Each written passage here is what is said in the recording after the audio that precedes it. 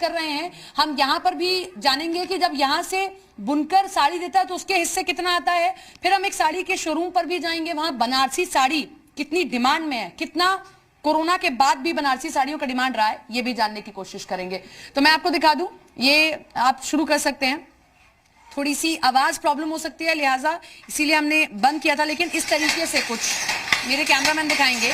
बनारसी साड़ियां तैयार होती हैं, बुनकर एक एक धागा पिरोता है, तब जाकर ये सुंदर साड़ी आप तक पहुंच पाती है। थोड़ा बहुत नहीं, बहुत मेहनत का काम है, तब ये साड़ियां तैयार होती हैं। यहाँ पर बनारसी साड़ी तैयार हो रही है और यहाँ पर आप देखिए ये बनारसी दुपट्टा तैयार किया जा रहा है। ये बनारसी दुपट्टा यहाँ तैयार हो रहा है, आप देख सकते हैं। और जैसा बनारसी साड़ी में काम था वैसे ही बनारसी दुपट्टे में काम किया जा रहा है। अब जो बुनकर हमारे बीच हैं, हम उनसे बातचीत करेंगे और जानने की कोशिश करेंगे कि आखिर बुनकर समाज, परेशानियां तो क्या ही हैं, लेकिन काम कैसे हो रहा है ये भी जानेंगे।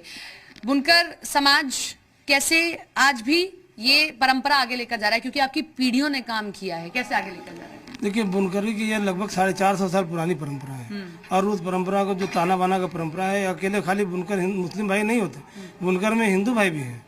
और उस परंपरा को जो गंगा जमुनी तहजीब की परंपरा को है, दोनों बनारस से लेकर परंपरा को पूरे देश में इसको ले जाते हैं। तो अगर हिंदू भाई अगर ताना है तो मुस्लिम बाना है, तो उस ताने बाने को ही हमारे गंगा जमुनी तहजीब बोलते हैं। हम अगर एक नक्शा तैयार करते हैं तो नक्शे को हम तैयार करके वो अपने हिंदू भाई को देते हैं। उस नक्शे से वो पत्ते पर डिजाइन तैयार करता है, उस डिजाइन को ले जाके हम औरतों को, अपने घर की औरतों को देते हैं। औरतों को 2 पैसे का काम करती हैं। ये बताइए, एक साड़ी की कीमत 20,000, आप लोग भी इधर आ जाइए, बुनकर हैं आप लोग भी, सबकी बातों को सुना जाएगा। 20,000 की अगर एक साड़ी है, आप लोगों तक कितना पहुंचता है? मजदूरी वही लमसम 150-200 रुपया तक। 150-200 रुपये। आप बताइए, 20,000 की अगर एक साड़ी, तो एक बुनकर तक कितना पहुंचता है? देखिए, एक साड़ी में तैयार होने में अगर बुनकर बनारसी खर्चा साड़ी कितना होता है? तो खर्चा लगभग इसमें ताना बाना ज़्यादा लगता है। मजदूरी एक साड़ी की पूरी अगर 7 दिन में बिना एक बुनकर तो लगभग 1400 से 1500 उसको मजदूरी मिलेगी, लेकिन एवरेज वही 200 रुपया आता है। फिर उस साड़ी को हम जब गिरफ्तार जब लेके जाता है तो उसमें ज़्यादा मार्जिन रख के नहीं बेचता, 200 से 400 रुपया मार्जिन रख के अपने मेन ऊपर गद्दीदार एक्सपोर्ट इम्पोर्ट को दे देता है। अब वो उस साड़ी को कितने में बेचे, 18,000, 20,000, 22,000, वो उतने में जाता है, क्योंकि असली मार्जिन वो कमाते हैं। कितने में जाती है? हमारे यहाँ से 12,000, 10,000, 6,000 से साड़ी शुरुआत होती है बनारसी। अच्छा। लेकिन वो जाते जाते अगर लाखों रुपए की भी साड़ी तैयार होती है। तो ट्रांसपोर्टेशन कॉस्ट सब लगता होगा ना? ट्रांसपोर्टेशन कार्ड, लेकिन मार्जिन जो हमें होनी चाहिए। हाँ। जैसे किसान अगर अनाज उगाता है मैम, हाँ, तो उसको उसकी लागत का हक का लागत नहीं मिल पाता, उसी तरह बुनकर का भी है। तो बुनकर और किसान दोनों एक ही जैसे हैं। लोग डायरेक्ट अगर देना शुरू कर दे, यहीं से डायरेक्ट अपनी आउटलेट्स, इधर आइए, आप अपनी आउटलेट्स बनाना शुरू कर दे, ऐसा नहीं? नहीं, ऐसा नहीं हो सकता, उतना पूंजी नहीं है हमारे पास। हम 3 मशीन रख के कहाँ से क्या करेंगे? 3 मशीन रख के कहाँ से क्या करेंगे? हमारे पास उतनी पूंजी नहीं है, उतना हमको आय नहीं है। नहीं, अगर आप लोग कहें कि भैया यहाँ से उठा के हम सीधे बेच दें, तब नहीं बेचते, किसको बेचेंगे? दुकानें अपनी कर ले तब? नहीं, कहाँ से बेचेंगे? अपनी दुकान करके उसका भाड़ा लगेगा, अलग से चार्ज लग जाएगा। ये दिक्कत है। और उसमें बेचे के जाएंगे तो नगद पैसा भी नहीं देंगे। अच्छा। अगर तो ये साड़ी बिन के आए, अगर तो हम तो 3 महीने का चेक मिलेगा, गद्दीदार में 3 महीने का चेक दे देगा। अब उससे भी हम उसको बट्टा भी कराना पड़ता है, क्योंकि भाई हमारे पास पैसा नहीं, तो 20% आज पीछे क्यों चला गया? जब बनारसी साड़ी की डिमांड आज भी इतनी ज्यादा है तो पीछे क्यों है? नकल जैसे कुछ नकल कितनी बड़ी परेशानी? नकल सबसे ज्यादा परेशानी है। सूरत से नकल हो गई, चाइना से नकल हो गई, उनके पास रॉ मटेरियल भी है, तो वो सस्ता प्रोडक्ट बनाते हैं, लेकिन वो क्वालिटी नहीं मिल पाएगी। सस्ता क्यों? उनको धागा वही बनता है, चाइना में भी धागा पैदा होता है, सूरत में भी होता है, लेकिन वो क्वालिटी जो बनारस की हाथ की कला है तो वो नहीं दे सकते। वो लोग मशीन से तैयार करते, जो रॉ मटेरियल हम दे देंगे वो नहीं दे पाएंगे, जो फिनिशिंग हम दे देंगे वो नहीं दे देंगे। आज से कई साल पहले की तस्वीर बताइए, अगर कोई 20,000 की साड़ी, तो आप लोगों तक कितना आता था? मात्र पूरी मार्जिन अगर देखा जाए मेरे, तो उसमें मात्र बुनकरों की डिमांड थी तब का बताइए। तब भी वही उतनी थी मार्जिन, हम 5 मतलब हम आगे बढ़ते गए, बुनकर आगे नहीं बढ़ पाया। बुनकर आगे नहीं। 12.5 रुपए किलो आटा था तो भी हमारा ये मुनाफा था, आज 25 रुपए किलो।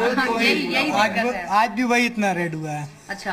एक बाजार का हम बताएंगे मैम, जैसे जो हमारा ये एक्सपोर्ट इंपोर्ट होता था, जैसे यहाँ से कुछ कपड़ा जो जा रहे हैं तो अभी एक्सपोर्ट होता है, जब तक देखिए पूरे कपड़े हिंदुस्तान में नहीं खपेंगे, वो बाहर से जब तक बायर Export होगा। एक्सपोर्ट बायर नहीं आएंगे तब तो नहीं होगा। हम पहले पूर्व की सरकारें की जो पॉलिसी थी मैम, कांग्रेस की सर पॉलिसी थी जो मनमोहन सिंह जी की, वो बायर जो आते थे बाहर से विदेशों से, उसे 2% एक्साइज ड्यूटी लेती थी गवर्नमेंट।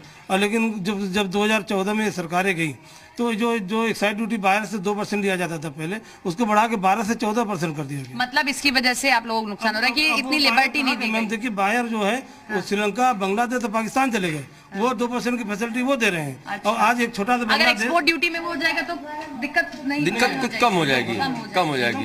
एकदम खत्म हो जाएगी। एकदम खत्म हो जाएगी। कि बनारस की पहचान बनारसी साड़ी है, लेकिन बावजूद इसके अगर बुनकर इतना परेशान है तो हम सबको सोचने की जरूरत है और हर सरकार को सोचने की जरूरत है, चाहे वो प्रदेश में किसी भी पार्टी की सरकार क्यों ना रही हो।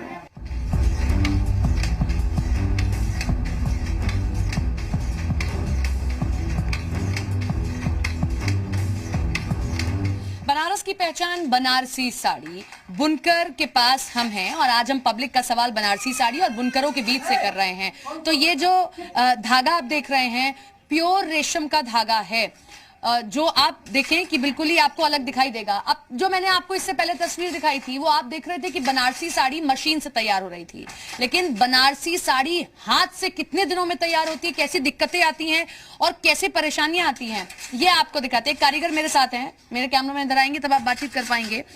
पहले आप देखिए कि कितनी मेहनत है जब आप हाथ से किसी बनारसी साड़ी को तैयार करते हैं। ये देखिए, एक साइड से जब आप धागा डालेंगे फिर दूसरी साइड आपको ऐसे ले जाना पड़ेगा, जिसमें आपको ध्यान रखना पड़ेगा वरना आपसे गलती हो सकती है। ये तो बात ये रही। अब आप देखिए ये जो पूरी मशीन आप देख रहे हैं, इन्होंने नीचे पैर इस तरीके से फंसाया हुआ है, उसके बाद ये पूरी मशीन चल पाती है।